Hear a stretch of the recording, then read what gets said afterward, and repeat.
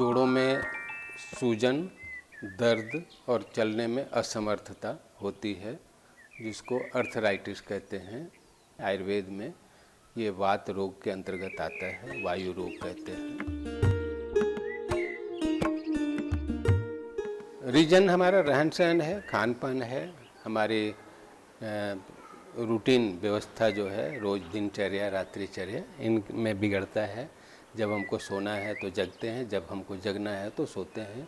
कुछ चीज़ें खाने से या अधिक सेवन से भी रोग का वृद्धि होती है। ऑस्टियोआर्थराइटिस है, ओल्ड एज में ये स्वाभाविक रूप से होता है कि शरीर का जैसे रस, रक्त, मांस, मेद, अस्थि, मज्जा, शुक्र, ये 7 धातुएं हैं, उनमें अस्थि धातु जो है उनका खराब होना ये ऑस्टियोआर्थराइटिस का कारण बनता है।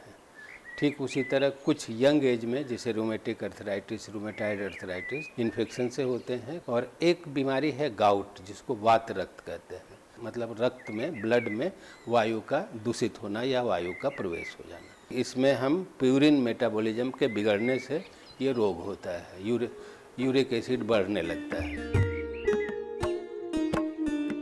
ऑस्टियोआर्थराइटिस के रोगी है तो उसको खान पान, चूँकि बुढ़ापे में ये रोग हो रहा है तो उसकी रिच डाइट होनी चाहिए, कम खाए लेकिन रिच डाइट ले।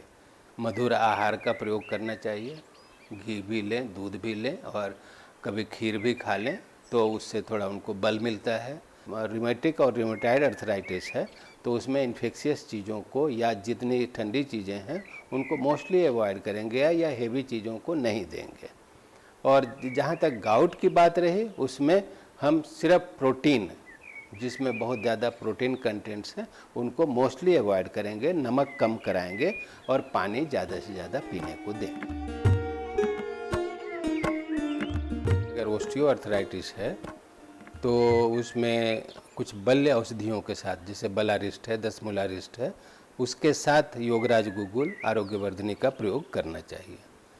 वही अगर रूमेटिक या रूमेटाइड अर्थराइटिस है तो उसमें अर्जुना रिस्ट के साथ लक्ष्मी विलास रस और योगराज गुगुल का प्रयोग करना चाहिए। और यहीं पर अगर ये गाउट है, वात रक्त है, तो फिर कैशोर गुगुल, आरोग्यवर्धिनी और सारीवाद्यासौ या खदिरा रिस्ट का प्रयोग ज़्यादा से ज़्यादा करना चाहिए। तो जितनी गोलियां हैं, इनकी 2 गोली सुबह, 2 गोली शाम को, और जो पीने की दवाइयां हैं उनको 4 चम्मच दिन में, 4 चम्मच रात में पानी मिला के लेना चाहिए। दवाइयों के साथ खान पान को थोड़ा सा सुधार के रखें, जितनी भूख लगे उतना खाइए और वही चीज़ लें जो आपको आराम से पच जाए। तो उसके पचने से क्या होगा कि जैसे शरीर में कुछ आम मल है, तो आम का मतलब है ठीक से नहीं पाचन होना।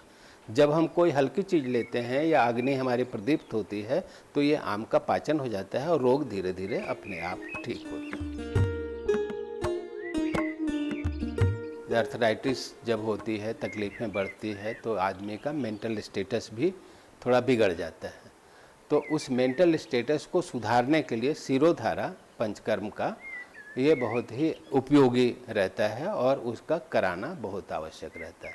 इससे नींद भी अच्छी आती है, स्ट्रेस भी कम होता है और टेंशन भी कम होता है। ऑस्टियोआर्थराइटिस में पंचकर्म का विशेष महत्व जो है, उसमें स्नेहन, स्वेदन, कटिबस्ती का प्रयोग अच्छा रहेगा।